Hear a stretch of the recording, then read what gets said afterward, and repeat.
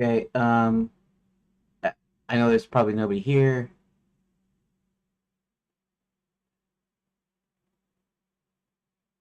Um, okay.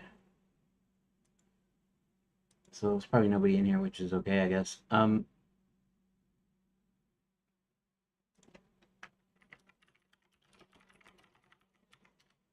streaming early and I am also gonna cut my break in half and it's also gonna be a little bit earlier. So, there are some relatives that are visiting. See, my aunt lives up near us, a couple streets over, and my cousin, her son, one of her sons, lives lives with her, and her other son and her other son's wife, my other cousin, came up to visit their mom, and so we're supposed to go over and to say hi because we haven't seen them in a while. They're all the way from Oregon, and well, actually, nah, he still lives in Oregon. My other cousin, she lives in Washington State, but I think my older cousin lives in Oregon too. I think, not sure. Anyways, from the Northwest basically, so all the way down here visiting their mom, who is my aunt, and so we're gonna pop over and say hi to him.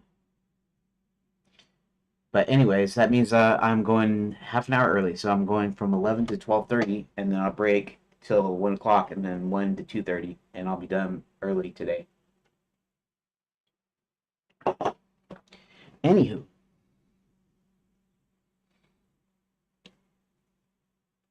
see something here.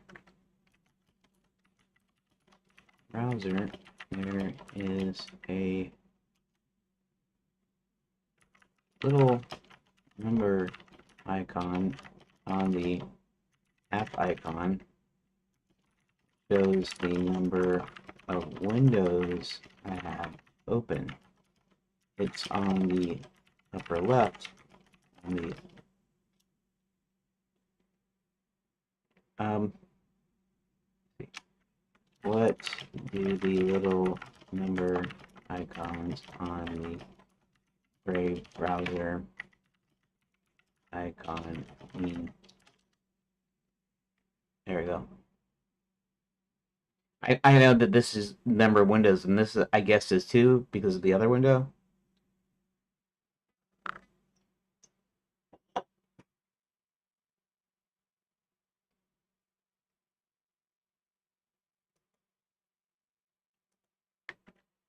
I'm in Linux Mint, and I know the one with the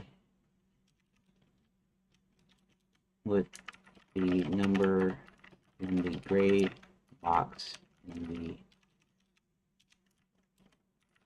the right is uh, tabs, but on the right, upper left,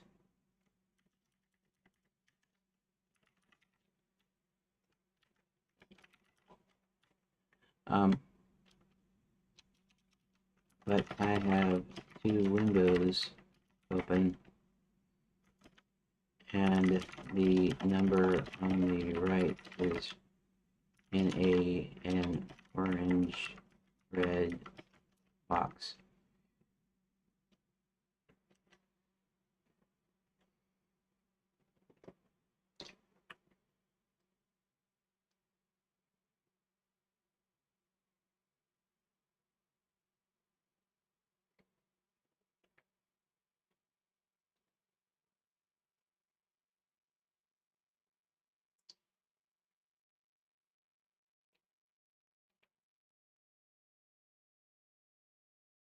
Huh.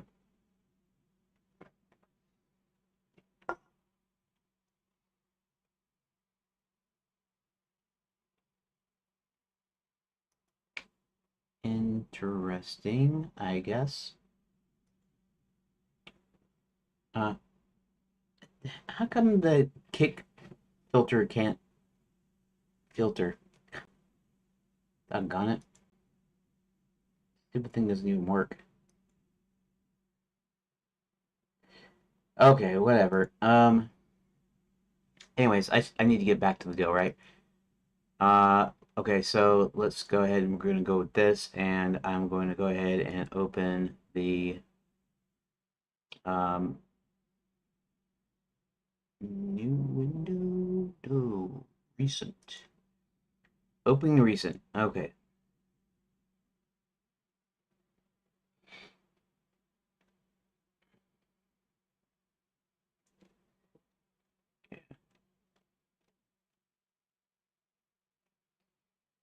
Um, so I kind okay, so yeah, last night I did a little bonus stream where I was just trying to get a little more ahead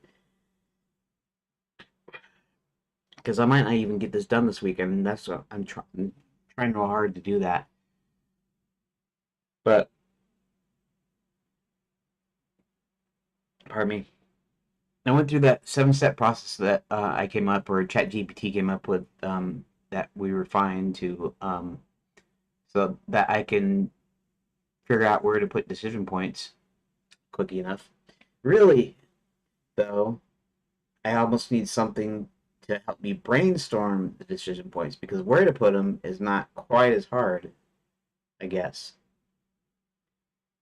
So maybe I need to modify and have a new kind of thing, a new kind of process. Anyways, he'll be searching for the secret answer to the Gnome Kingdom, and I'm thinking 2 or 3 paths. Depending on how many pages there are, I may or may not put a decision point in uh, beat 4 here because this a lot of this is just there's not even really agency built in except for, like I said, searching for the entrance. Now technically, or at least originally, since he was a dwarf, he kind of knows like where the secret entrance is, but I was thinking that there's a couple of things. One, he got kicked out, and then the other thing is its opportunity to add more essentially puzzle. You might could almost look at it as busy work, but it doesn't necessarily mean it's actually busy work. You can still look at it as being part of the game. But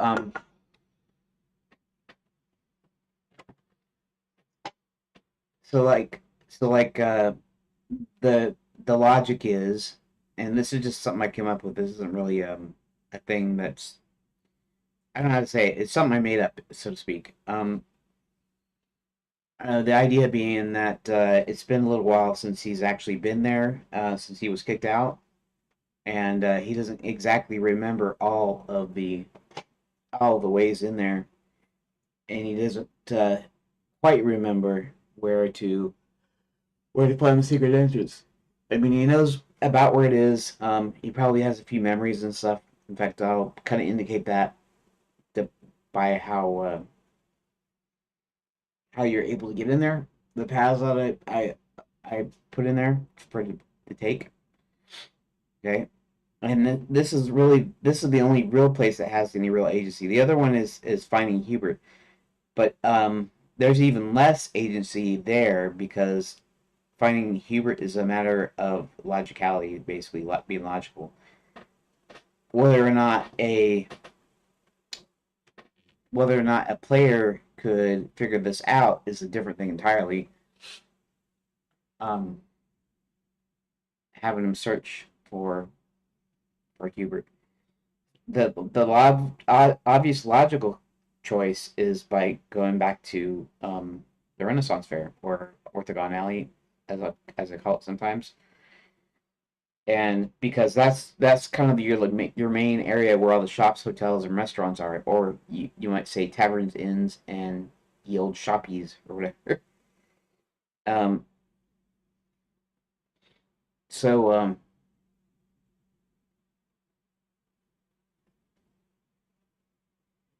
so basically, logical to go back over to where any the only piece people are going to really be anywhere. Now there are other villages and some things that you could actually go to, but if you don't want to end up wandering around everywhere trying to look for stuff, um, then you probably be best to go to Orthogon Alley. And um, now, again, if you're doing this in a full point and click or even a text parser adventure game where you had to find them, and even though it was pretty obvious to go back to the fair, uh, you might wander around for a long time before you realize, oh, maybe I should go over here, or you know, end up going back there just by going to different places and ending up back there. But you can't really express that in a thing like this, right? I mean, I could intentionally um, put in a couple of decisions that are wrong that still eventually lead back to the fair and Scarborough Free Chicken and all that. But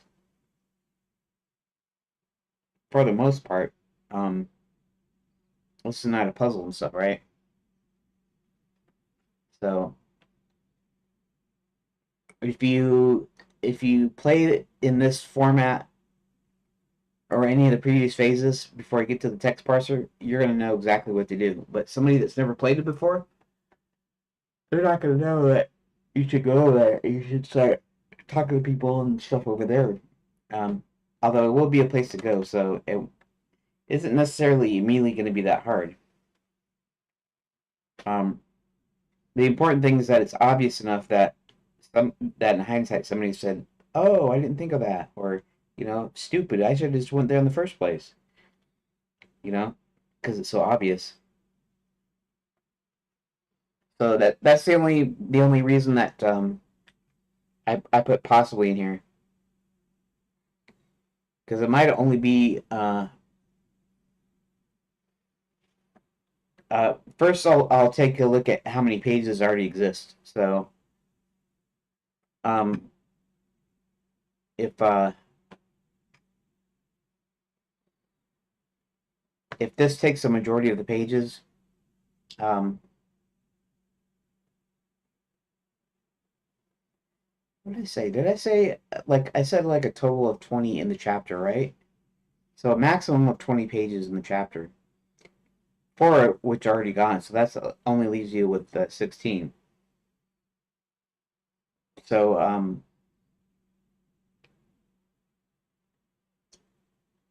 it's like a max of 16 pages. A minimum of I said a minimum of 10. Could say a minimum of 12, but anyways, 10 to 20 somewhere in there is the sweet spot. So if this takes up 16, 12 to 16 pages, then I won't need to do this down here. If it doesn't, if it's short, if it's like 12 pages or like, very little, then down here I'll try to add in another thing in here. Really, that's just kind of filler, I guess you might say, like busy work and stuff in a sense. But I got a certain specific way I'm doing this kind of on purpose for later on. I mean, eventually it's going to be different. Eventually, um, it's not going to be like pages of text in the sense of being pages. You're going to have actual locations to go to. So Scarborough Fried Chicken on the fair would be the Enchanted Lands. The fair itself would be a location. Wizard U has different screens, different areas, rooms, right? So each room, so it's going to be different, tons of different rooms. It's not going to be limited. We're only limiting this here for this choose your own adventure version and to be so it's quick. Anyways, so I did that there, and then in here we kind of did the same thing. Like this first there is just they're setting up this up. They're going places. So Roland and John go into the mines. Hubert and Sir William go towards the castle, and the Black Knight is apparently trailing them. So then a rude surprise here, and this is where they go into the mines. actually into the mines. And uh,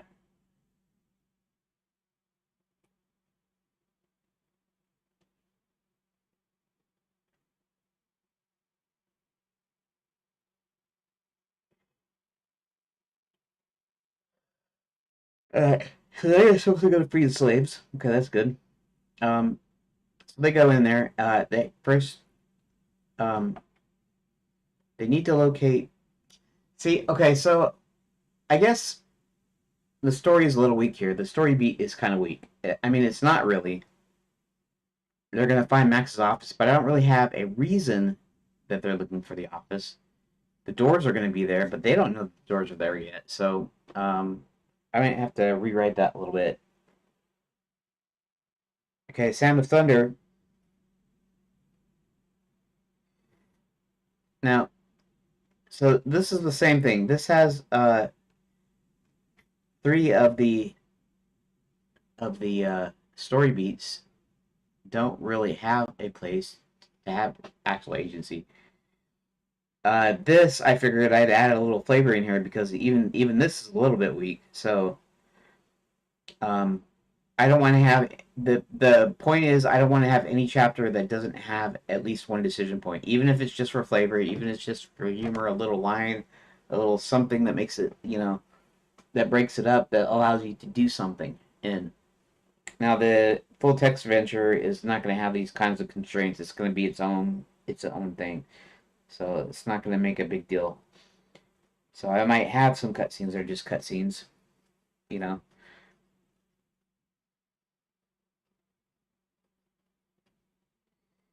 Actually, in this case, if you think about it, there's no decision point here. But when I actually get to the text parser based version and I got real locations to go to and stuff, it's going to be incumbent on the player to actually execute those, and he'll be able to he or she whatever the person will be able to switch between Roland and John and Sir William and Hubert.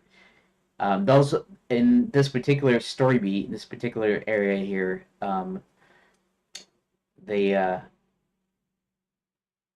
they're going to be paired, so you'll be able to switch between the two groups at any time. So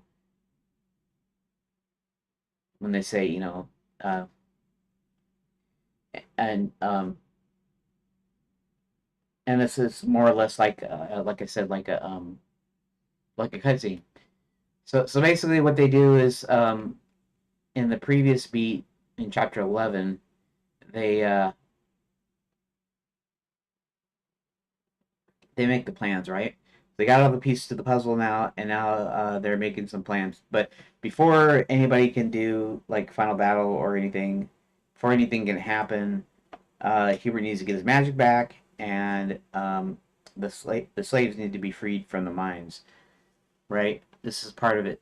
So that we'll have everybody's freed, everything's ready for the big battle at the end. Okay, so they make the plans there. And then here they're just going to the dilly. But in a after the plans are made, Hubert's gonna say, "You and Roland must go back into the mines to free the slaves," and then they'll leave to do that. And then here we'll talk to Sir William. Sir William, uh, we need to get up to the castle somehow, and I don't have any flying trains handy. He says, stand right there while I uh, come up with the spell or whatever. So then he comes up with the spell. He casts a spell on Sir William that allows him to grow wings. And this might be a chance to actually, essentially, I'll be putting agency in there, but I'm not actually doing it um, in this version. So, but in the full text adventure and onward up to the full point and click, where it's actually a full thing, you'll actually be incumbent upon you to do the things. In other words, the casting of the spells, you'll get control of either or both. Um, and you'll be doing like the still to get ready to go to fly to the castle. And then, of course, the Black Knight is actually seeing this. Of course, the Black Knight, this is probably just a cutscene here. You won't be playing the Black Knight here, but I am going to allow you to play the villains, I think. So I'm going to have to make sure that each villain, whatever they're doing, has the ability for you to interact with it somehow. But that's later on. Okay. So, anyways, now that I'm kind of up to speed, now we have to figure out some of these out. So,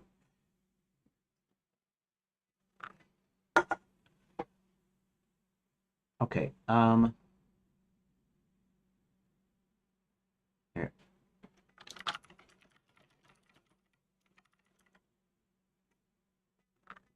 So yes, I am early today because I got to do some stuff later on. Okay.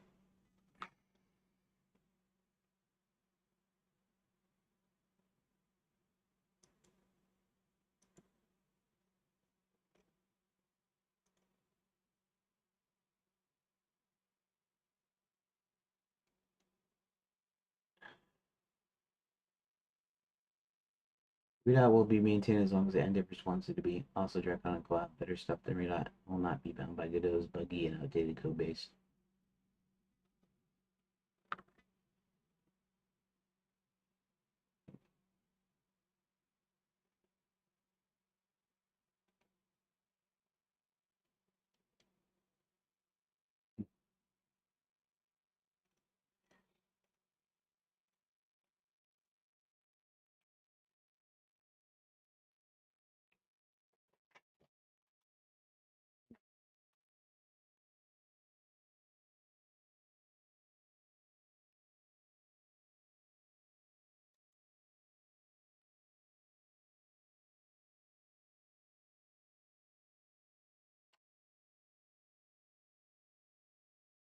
Uh, hold on.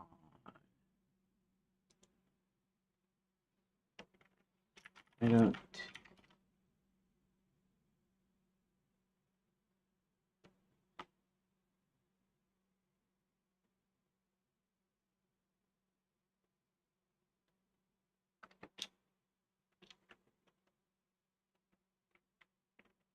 I loaded or jump off the times.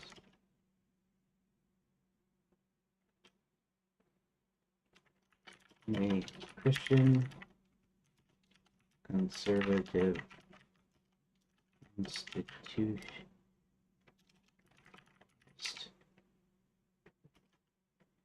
in that order voted for Trump 3 times.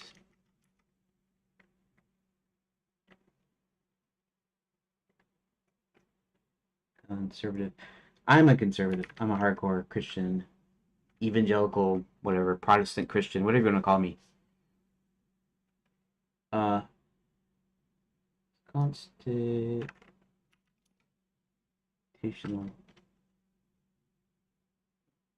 Oh, where's the stupid?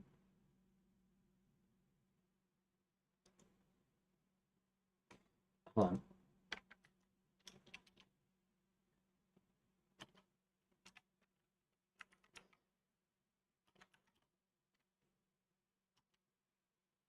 Okay. That will be right. I'm currently in the game. Okay. Let's see. Buzztronic. Game dev from Linux Mint. I love it. Yes, I am American. I'm on the East Coast of the U.S. I'm in Florida, and I'll leave it that. Uh, so yeah, I'm American. You can't think to AI. I tend to put. I don't know if uh, let's see, Sadis Kotu Yoram Yapam Adam. I don't know how to pronounce your name or whatever. But by the way, Buzztronic. I'm on 4 different platforms, so I'm looking at the chats of all of them using Social Stream Ninja. So somebody says you can't think to AI, and I'm not sure what they mean, but I think they mean you're totally fine. Okay. As far as thinking AI, I tend to say things like I'm talking to a person when I do that. But in any case, I don't what? Hold on a second. Dang. There's a thing that Twitch has the auto mod, and the only problem is where's the daily? Whenever it pops up, I have to where oh that's kick. There's Twitch. Oh, deny stream boo. There we go. Stream buffer for me only. But oh, is it buffering? Let's see. You're on Twitch, so let me see. Well, it says on here it says excellent as far as the stream health goes. My bitrate is looking good, 5700. So I'm not sure why it would be buffering for you, because as far as I know, this is working okay. Let's see if okay, let me wave my hand here and see it show up. Okay, there's just a little bit of lag, but there's no buffering here. Yeah, I'm not sure I'm not sure why you're buffering there, Buzztronic. My internet ain't the best, so it could be my issue. Yeah, I mean it might be. Um, I I'm only streaming about 57 up to 6,000, but I have it set to 55, and it's hovers in between 55 and 6,000. kbps. Um, which I guess is what like 5.5 megabits per second or whatever.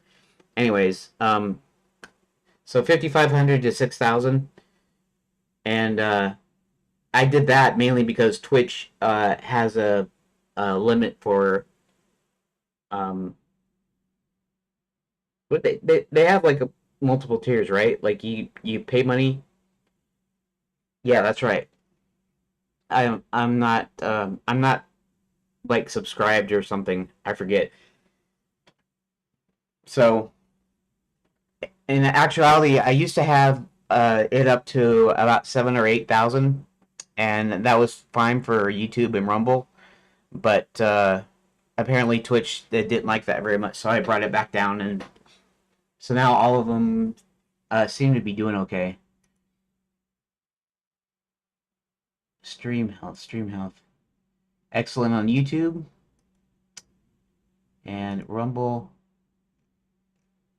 I don't know where to check the stream health on that. Oh, the bitrate is slightly lower on Rumble apparently. I wonder if that's up normal there, and then kick. I don't know where the deal about the stream health or whatever. Huh. I don't know how to find out what kick is doing, but that's okay. It doesn't really matter that much. Okay. Anyways, so I am. So yeah, I do tend to use okay.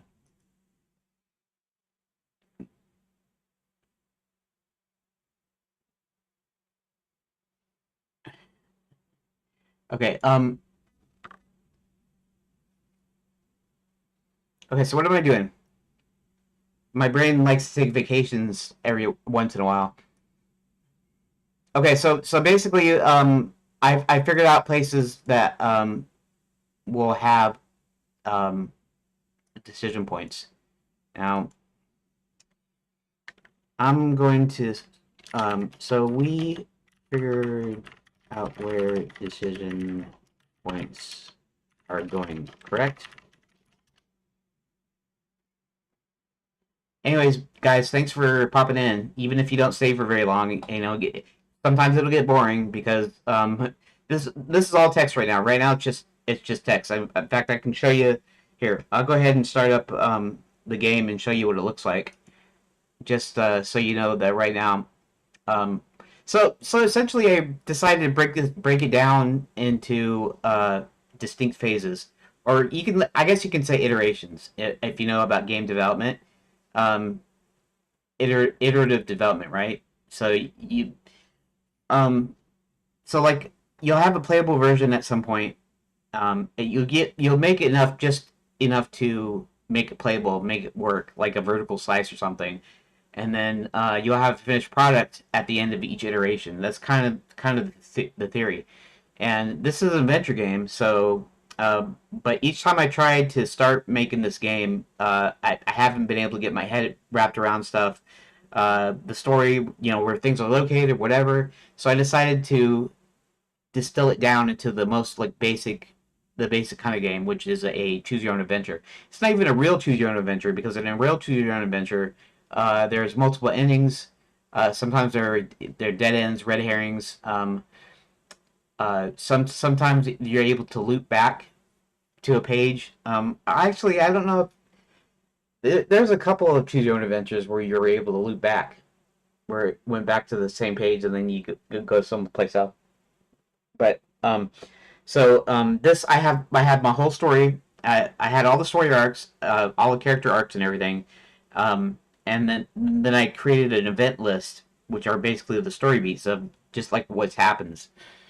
And then I start putting decision points in, and then at the start, it was taking too long. I was only about 20% in, and I was going, "This is not supposed to take this long." And so what I did is I took it back down to the original list, and then grouped them into chapters, about 20 chapters, and eventually I've even merged a couple of chapters. So now I'm down to 18 chapters, and I'm a little over half finished with phase one. Now there's going to be two passes. One is what I call no, it's not a 3D game. It's going to be a 2D game, but right now it's just plain text right now. The iterative approach thing is where I start with this deal and then I add features. So in the next iteration or the next phase, I'm gonna add a new feature. I'm gonna expand the story just a little bit. Eventually, I'm gonna add in like images. At first, they're just gonna be like thumbnails, and eventually they'll turn into backgrounds. I'm going to get it to where it becomes a text parser text adventure, right? An old text adventure where you actually type in, go here, do this, pick up, you know, get lamp, whatever, open door, that sort of thing. And then I'll start adding in, like I said, graphics and visuals, audio and visual. So I'll be adding some images. There'll be thumbnails at first that'll eventually turn into backgrounds, some placeholder music and stuff. And the end of each phase, it'll have a complete version of the game. This is going to take a long time, though, doing it this way. So I don't know if I recommend this way to anybody because it's going to take, like, inordinate amount of time. Like, if I were to straight out do it the way the finished version is going to be, I'd probably be working on the system, but I'd probably be doing programming. I wouldn't even be working that much on story right now. And it would take less time. But this is a way I can take this eventually complex game, and simplify it in my head so that I'm able to do each part correctly, thoroughly. So I'll give you just a little hint of what it does. It's really simple, super simple. It's just you pick a choice here. So you have some text up here. These two objects in the background here are just basically they're kind of placeholders. Okay, so the idea was that I'm going to be doing it's going to be essentially a 2D point and click adventure at the end, at the last phase. That's going to be like way later. And I was thinking it'd be cool if the environments were 3D and the characters were like 2D sprites. like billboarded on top of it. So I get like free parallaxing, and I get I get everything working in 3D space, which kind of helps with some stuff. And so I was like, I'll just put this in here just to kind of remind me. But this is Redot, which is a fork of Godot. In fact, this is only 4.3. They're even up to 4.5 now. Whereas actual Godot is actually they're working on like release candidate at 4.6, and they have a dev version of 4.7. But the latest version of Redot is actually online with Godot 4.5. But I'm working on 4.3 because I don't actually need a bunch of stuff right now. I'm going to eventually upgrade. I might even upgrade to the latest version here soon, but I don't really strictly need to do that. Anyways, let's go here to let's see. We got something with 3 choices. Here we go. Chester tends to hoard gold and silver tableware and some jewel items with some other collections. In an attempt to locate 3 of his friends, Chester heads to each of their caves, and then you can pick which one you want to go to by hitting the number that's displayed there. And all this is just a description. It's just text here. So if I didn't put this in here, you wouldn't know which choice to choose. You wouldn't be able to do it. So it's just a really simple, like a choose your own adventure quickie thing here. So while I work on the story and where I essentially work out the choices. And like I said, this 3D background stuff, I'm even thinking about taking it out because I think I'm gonna find a way of I think Redot will allow me to export for the web, probably HTML5 or JavaScript or something, and I might decide to leave out the 3D stuff anyways, because if I end up having 3D anything in it, it's not going to be till way later, so I probably don't need to even do this. And because the way Godot's structure is, where everything's a node, so you have 3D nodes, right? 3D object nodes, and then you have 2D nodes. Um, if I know how to do it in 2D, I know how to do it in 3D. So uh, it's not that hard. So I probably don't even need this part here. Anyways, that's the game part, and then this is in the editor. So essentially, this is Godot 4.3, but with a different theme on it, basically. Here, Americat, Americat. Huh? Okay. Was this a Americat? Okay. Um. Cool. So this is the Redot 2D editor, just like Godot, and these are in this particular scene. These are all panels basically. So I can see what does what. So if I click on one, I pull up this is the description here, description text. This is what you see in the game here, and these lines represent connections. So I have what are called doors, and doors are basically it has a choice. It has a let's see if I go to a door specifically. Um, yeah, and the color is assigned to it.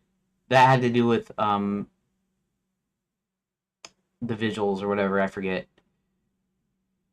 Uh, door. This doesn't actually expose anything here. Um, Maybe I won't show that. Maybe what I'll do is I'll show the script real quick. Uh, so this is just the door. This door class right here. This is all it is. It's an ID, which is its identification, what it's called. It's usually something like door to Force of Forgetfulness, or door to Hubert, or whatever. The ID would be like that.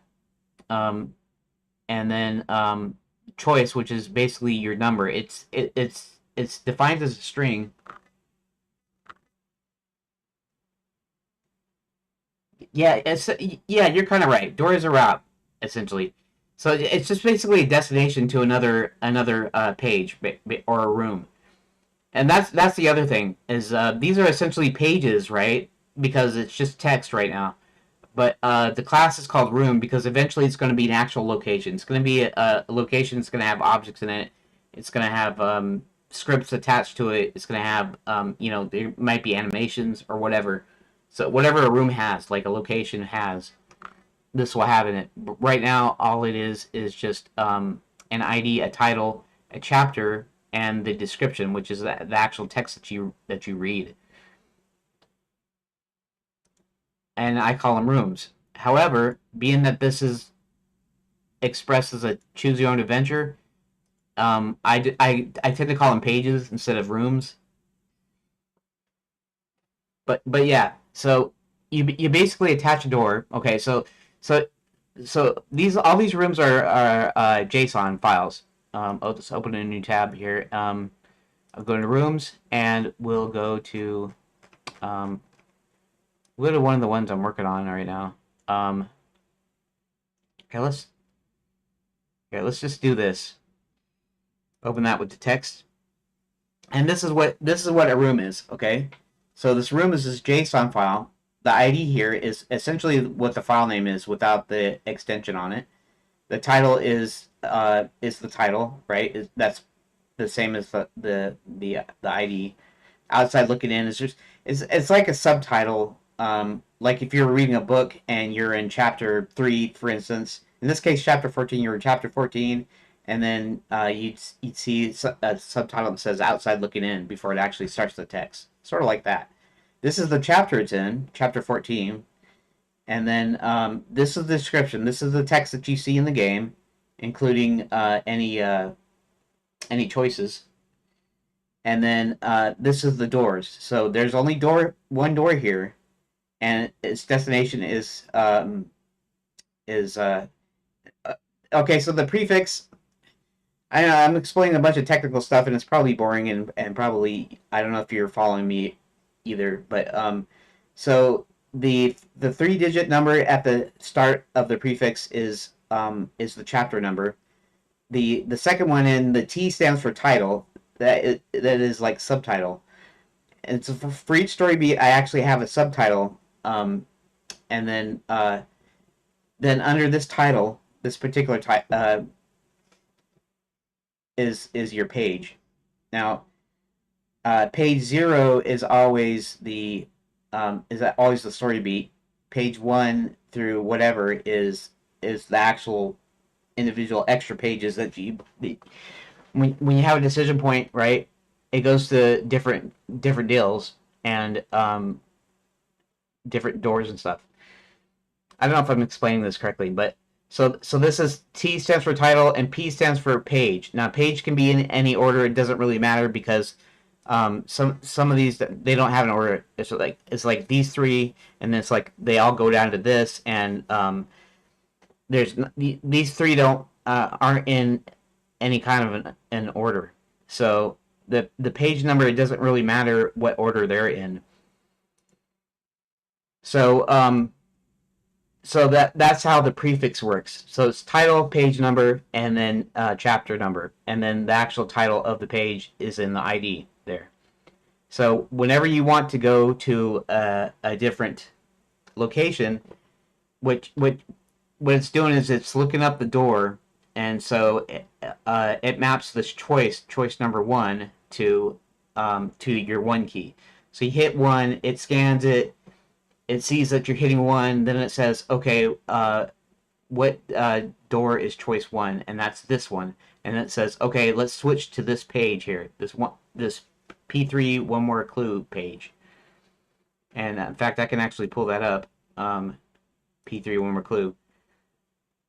See, so this one actually goes to this one, right? And so on and so forth. So a door is like, okay, it's like you have a room and you have a door in your room. So your door may lead out to the hallway, or it may lead to another room. Maybe you have adjoining rooms and you have a door in between them. That's sort of the concept. The concept of a door is like having a door in a room. The only thing is these doors aren't 2 ways. They're 1 way only right now.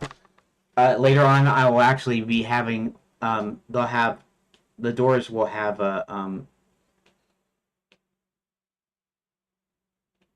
they'll be like sharing a door like you would in a real location, a real house or a real thing. So it'll be like one door and they'll be sharing it. Anyways, that's how it's organized and stuff. Okay. So anyways, yeah, so that's that. Now this is the redot editor here, and in order to save any data, because they're JSON files, after I modify it, I have to hit the save room data button, which is from a plugin. I created a plugin. It adds the save room data, adds the plus and the minus, which are add room, remove room. And lately, I haven't even been using these buttons because the way I make these rooms is I'll have the story beats and then I'll duplicate the actual JSON file and then I'll go in and modify the JSON file and then eventually each story beat will be in each room. So it sounds more complicated than it is. If you watch for any length of time, you'll figure out how I do it, and it won't be that complicated if you're in here for any length of time. Anyways, so what I'm doing here is I'm working on these ones with chapter 11, and these are the 4 story beats of chapter 11 that I have to, and some of them I have to put decision points in. So right now it's just straight up linear. This one's going to have a decision point here near the dwarf mines. Rolling half dwarf after I approaches the entrance. An old dwarf Roland knows stumbles out and tells him his dad is trapped in the Gnome Kingdom. Roland searches for the secret entrance into the Gnome Kingdom, and that's where there's going to be a decision point. It's gonna you're gonna try to find. Roland's gonna try to find the secret entrance to the Gnome Kingdom. He's been there before. He knows a little bit about it, but it's been a while, so he doesn't remember everything. So that gives you, the player, the ability to actually search for it. And so there's going to be decision points. So that means there's going to be extra pages or rooms in between these two pages. This is what happens after. This is, after he gets into it. After he finds the entrance, he goes in there. And then I do maybe a couple more decision points in here. And it just depends. So, anywho, I got limited time. I'm going to be normally on here at 11 30 a.m. Eastern time, Eastern U.S. time. Okay, so, but today, there's some relatives that we got to go visit, and so I'm doing everything a little bit earlier. So right now for part 1, I've got till 12:30, then I break, and then at 1 o'clock I come back and do another hour and a half. So it looks like I have about 45 minutes left, approximately, and I need to get on this now. I figured out where to put. Where's this stupid? Okay. Um. So yesterday, or last night, I figured out where I'm going to put decision points.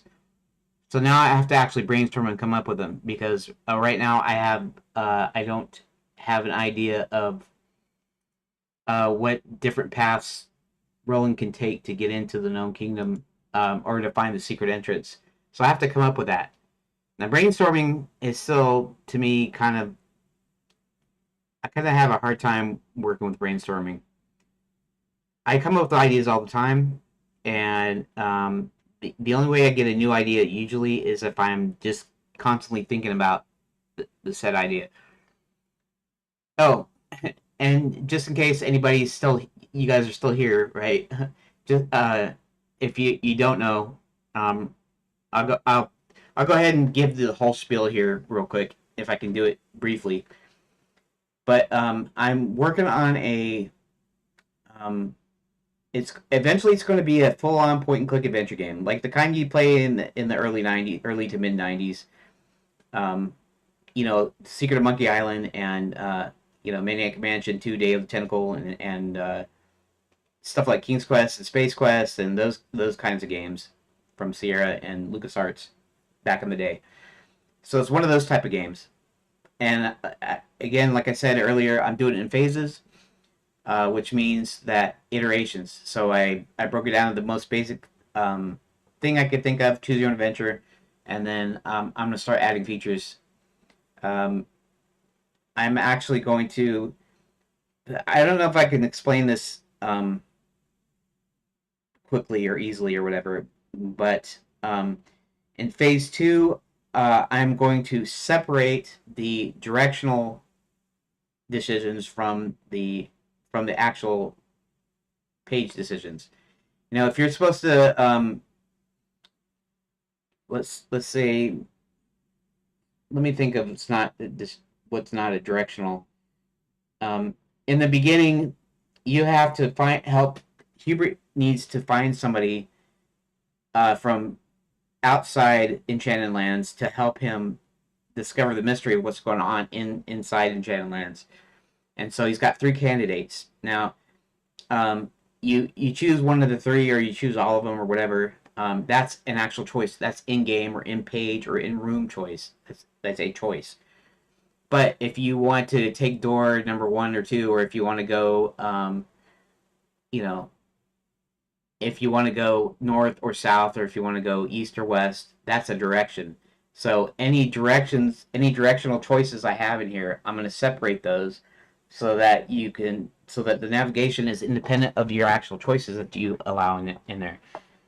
It's not going to be a big change because I add a few more keys, and then there's only a few things that are either one or the other, and it's not going to be that hard. And I'm going to expand the story out a little bit, so it's going to have like more pages, more rooms, more story beats basically. And then the third one, I do something else, and the fourth, and I have a full map. Okay, so it's going to be an adventure game, and the adventure game concerns a magic kingdom that has turned to tourism, so it doesn't have to tax its citizens, and it's working pretty good. The ridiculously wealthy get to go to a real magic kingdom and get to act out their fantasy of being a knight or a wizard or a fairy godmother, um, or a princess, and they can do it, or they can just stay at the hotels and eat at the restaurants, and kind of like you would do in any resort. But recently it's fallen on hard times. So the king starts acting weird. He sells Enchanted Lands to this guy named Maximilians, and it's rumored that there was an evil wizard, evil sorcerer that was banished years ago, and he snuck back into the lands. Anyways, this new owner of Enchanted Lands starts closing things up. So he closes up Wizard University, and he closes up Princess Prep, and Fairy God College is being used by his right hand woman, I guess you might say. She's an evil witch. Her name is Violet, and she's they're trying to turn the Wolverine. I don't know. I don't know what the reference is. If you're talking about Wolverine, the Marvel character, or if you're talking about a Wolverine or whatever. But in any case, he's closing up these schools. Night school is now they're now training on real weapons and stuff. And the dragons, which were usually part of the experience before, they never actually hurt anybody, right? It's part of the experience where you could be like a knight and you can slay a dragon, and it's all in fun, and it's nobody gets hurt and stuff like that. But these dragons, they're acting completely out of character. Now they're acting like real dragons, and they're burning villages, and they're you know stealing sheep and whatever. People start disappearing from Enchanted Lands, tourists and citizens alike, and it's kind of like a bad time here in Enchanted Lands. You can't stereotype dragons. That's not cool. Can't be all bad. Well, in my game, dragons aren't normally bad, but they're bad now because they've been ensorcelled or enchanted. So basically, they're kind of acting against character. Whereas before it's a resort, it's like kind of all in fun. You know what I mean? It's like when um, you go to any theme park, right? And it's like riding Pirates of the Caribbean ride at Disneyland. You know, uh, Pirates of the Caribbean, they're not going to attack you or steal from you or whatever because they're animatronics, and it's meant at all in fun. So it's kind of similar. The dragons, they're actually nice, but they play their part. They're employees of the resort essentially. So they go in and they're the mean and evil dragon. And then if you want to be a knight for like the weekend, you come in for your vacation and you want to be a knight. You get some special training, and then you get to go out and you get to slay a dragon, even though it's like put on, right? Anyways, so things are going bad, and the king's most trusted advisor and his best friend, uh, Hubert, and Hubert's the name I'm sticking with. Originally, his name was Harold, and I realized that was the same as Harry, like Harry Potter, you know. And at one point, I was going to use that as a joke, as an in joke, because this is a comedy fantasy adventure. So I could have jokes like that all through the thing. And then I decided not to. I picked another name, Hubert, and then half of his magic is stolen, so it literally manifests itself in half. So if you're casting a spell on two things, you only get one sometimes. Uh, you know, if you're casting a spell on something, sometimes you only get halfway, or if you're teleporting something, it only teleports halfway and stuff. So it's the way the magic is pretty unpredictable. Um, but so Hubert ha- originally it was a halfway Herald, and then it's Herald halfway, and then when I picked Hubert, sometimes I call him halfway, sometimes I call him halfway Hubert, sometimes I call him Hubert halfway, and most likely I just call him Hubert now. So it just makes it easier just to stick to one name, and I'll figure out I ultimately want to do later on.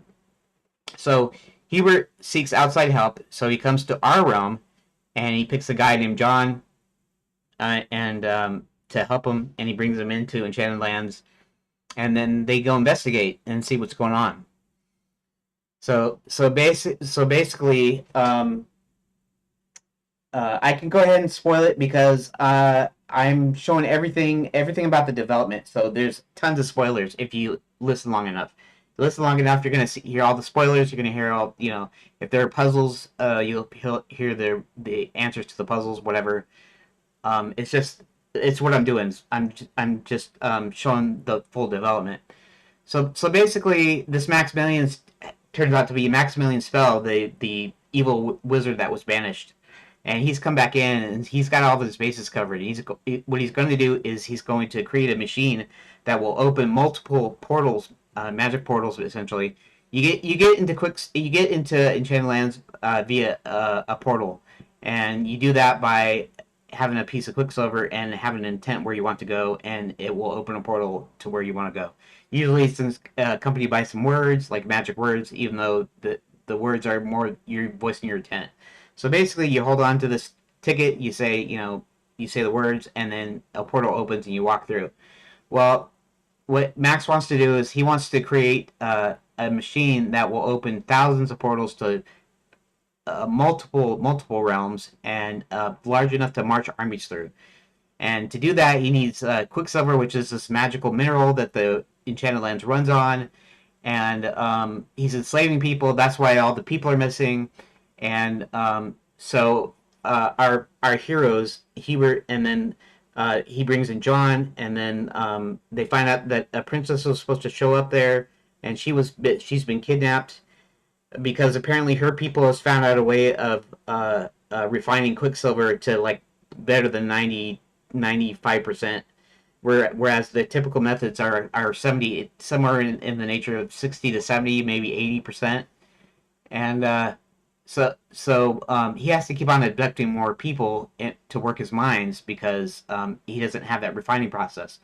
So they capture her, And then eventually, John and Hubert find out where she's at. They rescue her, and she had managed to find some plans to this giant machine called the Omnigate.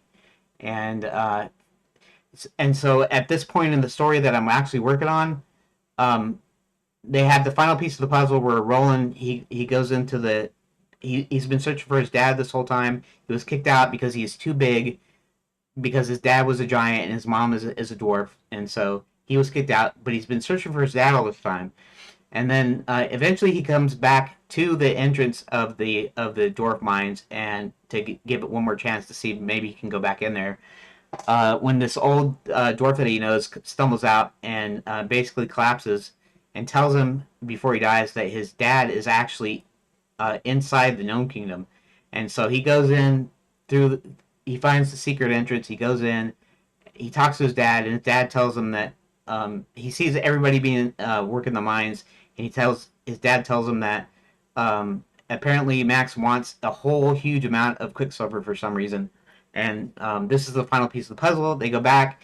The princess grabbed the plans for this Omnigate, and so now all that's left in order to be able to fight him, or to do, to strike back, is for Hubert to get his magic pack, which he's doing it at this point. In fact, it's the start of chapter 12. He sends Roland and John back into the mines because they were going to go free the slaves, and him and Sir William, which is was a knight that was turned into a unicorn by a curse. Um, they're going to go to the castle. Now the problem is the castle's in the clouds, and the only way to get there is probably by flying train. So Harold or Hubert decides to cast a spell, knowing that his magic only works halfway. So he tries to turn Sir William the unicorn into a bird, and what happens is, just true to form, Sir William grows wings. He doesn't actually turn into a bird because only half of the magic works, and that's what he was hoping on. And maybe I could. I don't know. I might. I just thought of something. I might could actually put a decision point in there. Could be the choice of spell to actually get them to the castle. But well, actually, I gotta have Sir William in the air though, because that's where he's gonna end up facing off the Black Knight. The Black Knight is actually on this big black dragon called name of Crooktooth, and that name goes back a long ways. It sounds kind of cringy right when I say it, but anyways, so we're at this point of where um, Roland's this is kind of Roland's story here. So he finds his dad. Originally, he was going to search for his dad as part of the story. When I compress this, though, we're just at the moment where he finds his dad here. Later on in the later phases, I might, when I expand the story back out, you might actually play the whole thing of Roland trying to search for his dad. That will lead him back to the dwarf entrance. But we'll see. We'll see. Okay, so now I have to actually come up with it. So, what's the secret entrance? How does he get into the Gnome Kingdom? So basically, the Dwarf Mines and the Gnome Kingdom are adjacent to one another. So you can even think of them as side by side, or you can think of them as front and back, but they're connected. So they're connected through these series of tunnels in the mountains, and there is it's mostly blocked off. They're mostly blocked off from each other, so they don't intermingle because the gnomes are pretty nasty. Gnomes are greedy. They're nasty. They're only out for themselves. They don't mind anything themselves. They always steal. Even though they have this big underground cavern and stuff where they could mine stuff, they don't. Recently, they made a deal with Max, where he told them that they could loot any of the realms that they conquered, if they allow him to use their kingdom for his mining operations, which they do. So, but there's a secret entrance that's only known to a few. Presumably, Roland knew about it before, but he may have forgotten. The other thing to know about Roland is that Roland is essentially a child or a preteen, you might say. He's anywhere from 8 to 10 to 12, maybe 10 years old, 10 to 12 in there somewhere. But he's as big as a full grown man. He's like 6 foot tall because his dad was a giant and his mom was a dwarf. So he's somewhere in between the two. He's taller than his mom and he's still shorter than his dad. And so he was you could say he was a little kid when he was actually banished. So it was a couple years. And so when he eventually comes back, he doesn't exactly remember all the ways into the Gnome Kingdom, but he used to play, and um, I guess um, I guess you could say maybe he had some friends. I don't know if he did have friends because the idea is that they kind of reject him because he's too big. Literally, they reject him because he's too big, not even because they don't like him or whatever, or because his dad was a giant, but just because he's literally too big for their deal. Although that would kind of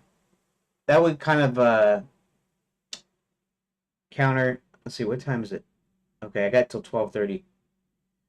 Um, that would kind of counter this whole Tolkien-esque idea of these great dwarven halls, because if they kicked him out for his height, that means that their minds are small. And I was thinking of like Lord of the Rings style dwarves, even though this is not Lord of the Rings. Who is pinging me? Oh, okay. Anyways, um, okay. So he was younger, and he doesn't exactly remember where the entrance to the Gnome Kingdom is.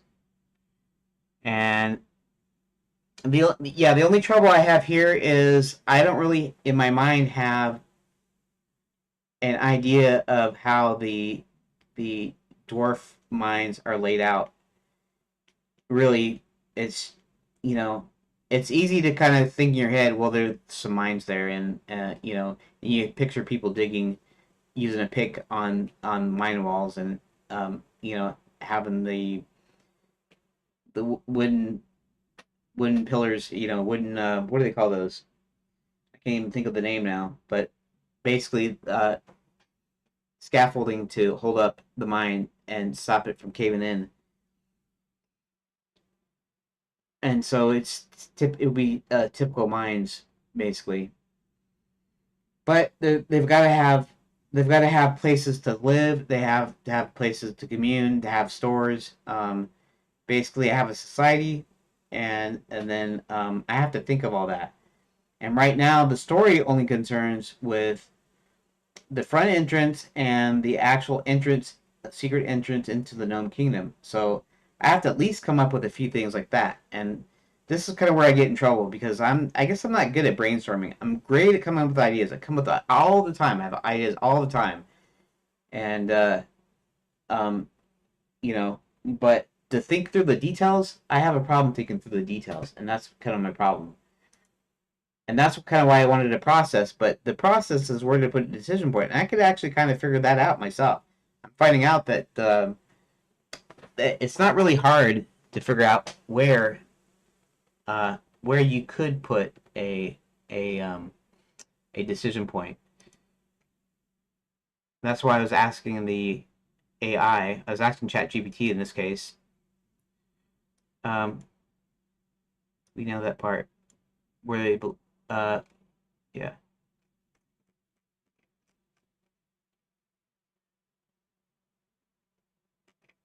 Wait a minute. What the heck? Map for a decision point belonging, even if you haven't locked down what they are yet. Here's a clean takeaway in process terms so you can reuse this without me later. 7-step filter correctly to determine eligibility, not obligation. That's the key distinction. Decision point readiness summary. Beat 1, no. Pure action exposition works best as a strong cinematic beat. Beat 2, yes. Strong candidate. Searching for the secret entrance. Beat 3, mostly no. Primarily reaction exposition. Optional flavor padding if demands it. Correcting to reserve the right not to force it. Beat 4, soft yes, conditional. Searching for Hubert. At first glance, feels linear, unexpected. You've already built multiple logical avenues. Decision points exist structurally, even if subtle. You correctly pause instead of forcing it. Yeah, because usually, okay, so usually I put the decision points on either 1 and 3 or 2 and 4. Sometimes there has been one where I've actually had decision points in the two middle ones, and it worked fine for that. In this case, this is the only real place that really has a, a place to actually have agency, because the character can do something, that they can do some take some action. So I can put decision points in there. So you go this way or you go that way, or you whatever, do this or this thing or that thing. And then here, um, it's like, oh, that's the cursor. Um, Here is only a possibility, because there's a logical way to find Hubert. So that doesn't actually need. It's not a problem that needs solving, so to speak. It can be. I can make it that ways, but it doesn't naturally fall in there. Okay, so let's go back to. And I thought I was gonna. If you wonder why I'm looking over to the side, and I guess it's this side on your screen, it might be the opposite direction. But anyways, I have a secondary monitor, and actually it's an old TV. It's a cheapo 1080p TV that I'm using as a secondary monitor. So I'm monitoring the chats on that uh, while working here on my main screen here. Okay, Roland searches for. All right, let's go back to the browser again. There we go. Okay, chapter 12. Beat 1, no. Beat 2, yes, good candidate. Finding Max's office. Beat 3, yes, flavor sequencing. Order of operations choice.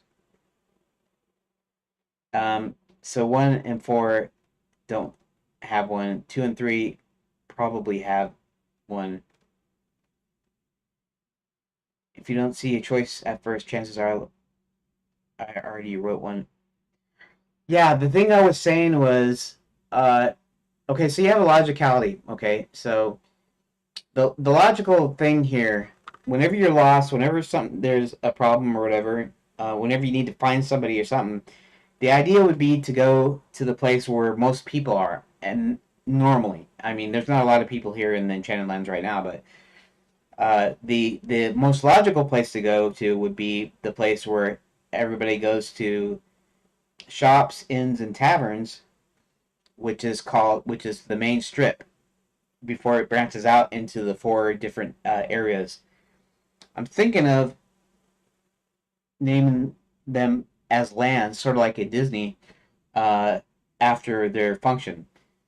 So you have Princess Preparatory. So it might be something called Princess Land, and then we have Wizard Land and Nightland and Fairy Godland or something, or World, whatever. Uh, I should call it Wizard World, just because of the Wizarding World of Harry Potter kind of thing. A little play on the world, on the title. I'm already doing a few Harry Potter like little in jokes in there. It's gonna be chock full of like references and pop culture references and homages and little in jokes and all kinds of stuff. So I could call it Wizarding World, just on purpose. Call that Wizarding World. I already call. Okay, so the main strip, it's divided like a 4-leaf clover. Okay, so 4-leaf clover, up here you have 2 leaves. Down here you have the other 2 leaves, and then you have the stem, which comes from the middle. And that's sort of akin to the Disney parks, where they have the main street, and then they have the hub, the castle, and they have the hub going off to the different lands with the castle being in the center. Mine's is set up the same way, although the lands, instead of setting up in this like half wagon wheel thing, the semicircle, uh, the they're arranged around, so it's kind of like diagonal or whatever. It's like a four leaf clover. It's like, you have quadrants, and then the stem part. The stem part is would be akin to Main Street in Disneyland. So it's sort of the main strip, and I have two names for it. One is I call it the Renaissance Fair. I call it mainly the Renaissance Fair because it's kind of ironic that it's a medieval kingdom that has a Renaissance Fair inside it. When an actual Renaissance Fair, you go to experience uh, what it might be like, playing like medieval games and food and performers and stuff like that. So it's sort of this kind of double, kind of little ironic name that it's ironically called the Renaissance Fair, and they're in a medieval kingdom already. Um, and then the other name I decided to call it was Orthogon Alley because of Diagon Alley, and Diagon Alley. Um, it's a play on words. It's diagonally, right? Diagonally means to the side or whatever, right? Orthogonally means straight on. So it's either up or down or straight across. Diagonally is like cross, right? So Diagon Alley, the idea is that it's kind of off. It's not straightforward. In other words, you can't see it dead on. You can only see it at an angle, or you can only see it with certain conditions, right? So it's kind of like a diagonal alley, right? I mean, it's really kind of the play on words. It's like if you had an alley, if you had two buildings, right? And normally an alley would go this way in between the buildings. But what if you had buildings that were kind of staggered like this, and the alley kind of runs like this? So it's actually the alley is kind of at a diagonal. I'm not saying that's what the Harry Potter thing was at all, but I'm thinking in my mind of how that kind of works. So an alley was at an angle like this, and the buildings were kind of like that, you wouldn't necessarily see the alley until you looked a certain way, right? You walk up, and then if you're standing right next to it, you could see into it, but at a distance, you cannot see it at all, and it's hidden. So I think that's the way J.K. Rowling did that when she was describing how it works. There's secret entrances all over the place and stuff to it, and it's just the idea is it's just a sort of a like a model, you might say, or analogy, or something like that, like a comparison kind of thing. So she calls it Diagon Alley, and I was thinking, it'd be funny if I called something in my thing Orthogon Alley. Well, it's pretty much just straight like a main street, and so orthogonally means, you know the four cardinal directions, right? Not the eight with the medium directions. No northeast, southeast, northwest, and southwest. It's only north, south, east, and west. So since it runs north to south, I call it Orthogon Alley. So either it's Orthogon Alley or it's the Renaissance Fair, and I use the two interchangeably. Okay, so enough of that. I know I'm just kind of rambling about the world a little bit. Um, so the logical place to do would be to go to the Renaissance Fair, to go to Main Street, and then you can go into shops or whatever, anything that's open, and or maybe even talk to a few NPCs to find out where Hubert is, and that's the most logical place. And then the only the only restaurant that's open is called Scarborough Fried Chicken, and it's because all the other restaurants and stuff are closed down, and Scarborough Fried Chicken is the only one that was still open. And so Hubert and John and the Count, which is their friend. The Count's actually a vampire, and vampires in my game are friendly. There's a whole thing about them, and the way that they are. They do turn into bats. They don't drink blood, but they drink a special wine from a berry called a bloodberry, which is essentially looks like blood, and that's why they get the bad rap for of drinking blood that they don't actually do.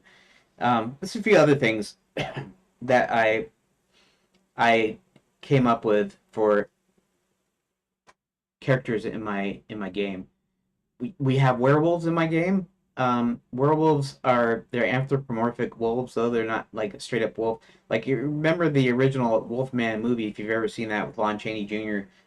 Um, Basically was that the idea was that this wolf started killing people, and it turns out that Lon Chaney Jr. was bitten by a wolf, and so he turns into the Wolfman. Now, the makeup in the Wolfman is just a guy in makeup, right? So he's actually walking character. Yeah. I think traditionally the idea of the story of werewolf is that they literally turn into like a real wolf, right? When the full moon is full, they're not kind of like this hybrid humanoid character that's a wolf, like they always portray in other stuff. Um, but anyways, mine's just like that too, though. Mine's anyways, that's not really important. The important is that I have them in there. Anyways, so they make Scarborough Fried Chicken their base, and so when Roland makes his way there, he's able to find it maybe kind of easily. I mean, there's only a few places you can go in that you're allowed to go in because everything is closed. So, and that's the idea. And Scarborough Fried Chicken is one of them. So it wouldn't be that hard for him or the player either, for that matter, to actually make their way there. So that's actually why it's a little bit of a soft soap, a soft. It's not a hard place for agency. Like I could do it, but it's not quite forced. Which I guess is a good distinction. If it's not forced, then it won't feel forced when you play it. But so I have to decide. Okay, so first, how does he find the secret entrance? You know, which means I have to figure out a path or something. There's a door, and the door's got to be placed somewhere. Where is it placed? Well, it's got to be placed. Um, it's got to be placed along one of the adjoining wall. So if they're side by side, the adjoining wall would be on the right. So he goes in, he turns left. Okay, so the right side. We'll do it from when he's coming in. So you're like you're coming into a room, right, from the door. So maybe to the left. If he keeps going to the left, he goes deep into the dwarf mind structure. Uh, he he eventually gets to the shared wall, and the shared wall, there's a secret entrance on the shared wall. Okay, so at least that in my mind, I know there's that. Okay, now there's gonna have to be a level of knowledge that Roland has that the player should also be able to have without directly telling them. Maybe Roland says, I don't exactly remember, but I think the secret entrance is to the left, or whatever. I keep on going. There was some tunnels, and there's this, that, and the other thing. So I have to come up with something.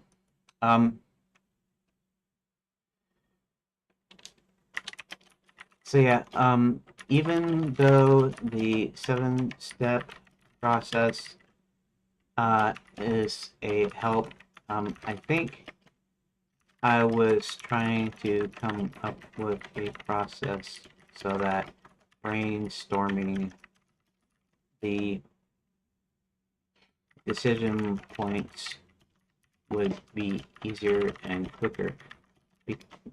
Because after doing a few of these, I can pretty much figure out where I want to put a decision point. But now is actually coming up with the solution. It's sort of like creating a puzzle for a regular adventure game. Roland has to find the secret entrance. Now, some initial info the player should have is that the Gnome Kingdom and Dwarf Mines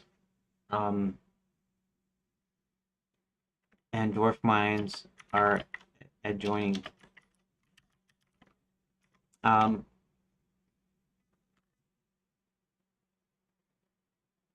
I think that the dwarf mines need to be. I think it needs to be side by side. In other words, it needs to be east to west. The entrance to the dwarf mines is in the north. So that means you probably end up walking south underground.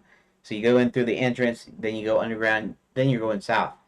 And why not make it more straightforward where it's just they go in and the mines are there?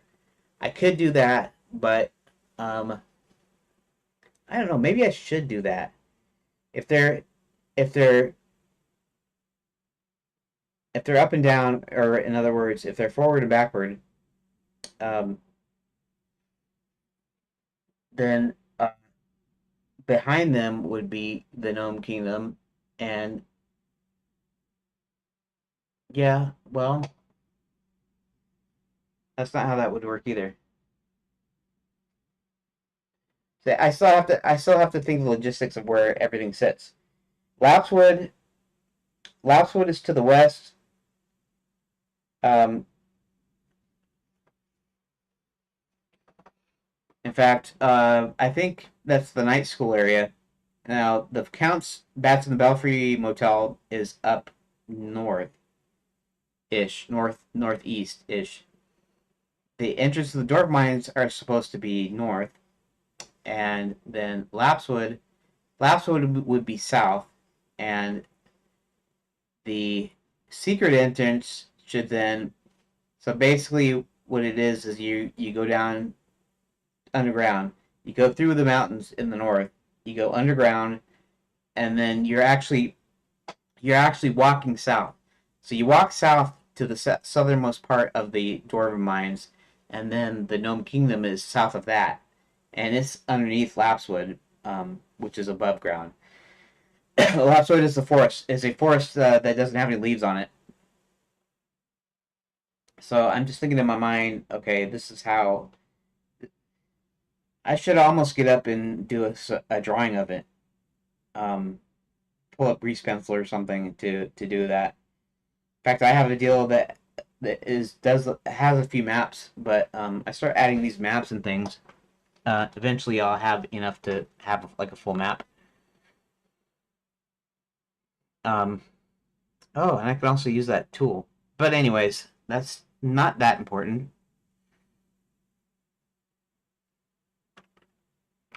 I think the way I have this set up is Lapswood is west of Orthodon Alley. Uh, to the north, above Lapswood, is the dwarf is some mountains with the dwarf mines. It would mean that once you got underground, you would have to go south into the dwarven mines.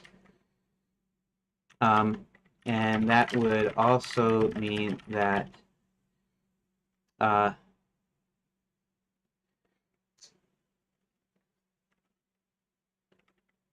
southernmost wall of the dwarf mines is the north wall of the Gnome Kingdom, where the door is most likely to be.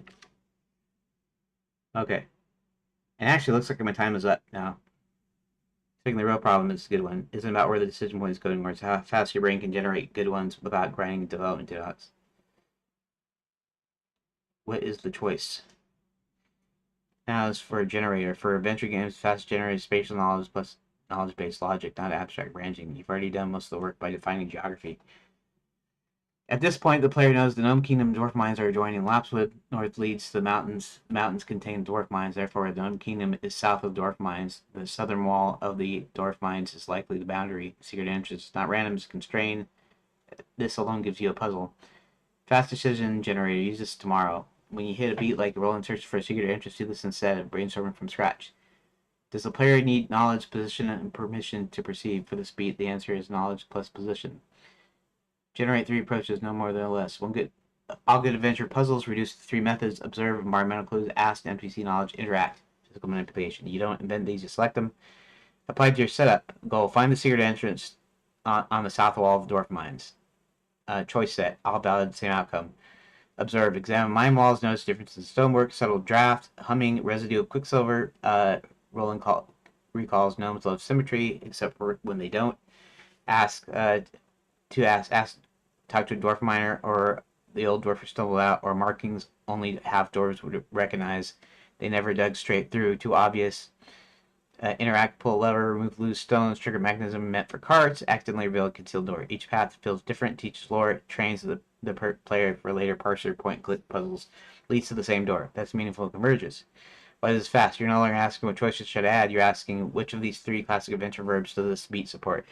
That decision turns decision design into pattern matching invention. Big design insight. You accidentally did this right. You can string geography before adding choices. That's why solutions are falling into place instead of exploding in scope. You didn't design a maze, you designed a logical boundary. That's good adventure design. Tomorrow, if you want, we can rapid fire generate choice sets for beat 2, chapter 11, or formalize this 3-choice rule. You can reuse anywhere. I need to break now, so I'll be back when I'm back. Okay. All good? Sounds good. Go recharge the old wizard mana bar. Go recharge the wizard brain. It's been casting sign clarity +3 for a while now. Sleep well. Okay, I prefer this one. Okay. All right, so I'm going to say thanks for popping in. I'll be back in approximately half an hour, give or take. It kind of depends on how quick I am to get going. And so yeah, we'll continue this, and maybe I'll be able to define where Roland can go and what choices he's going to make to actually find the Gnome Kingdom's entrance. Anyways, so yeah, thanks for watching. Thank you for watching part 1. I'll see you in about half an hour. If you're not watching this on the VOD,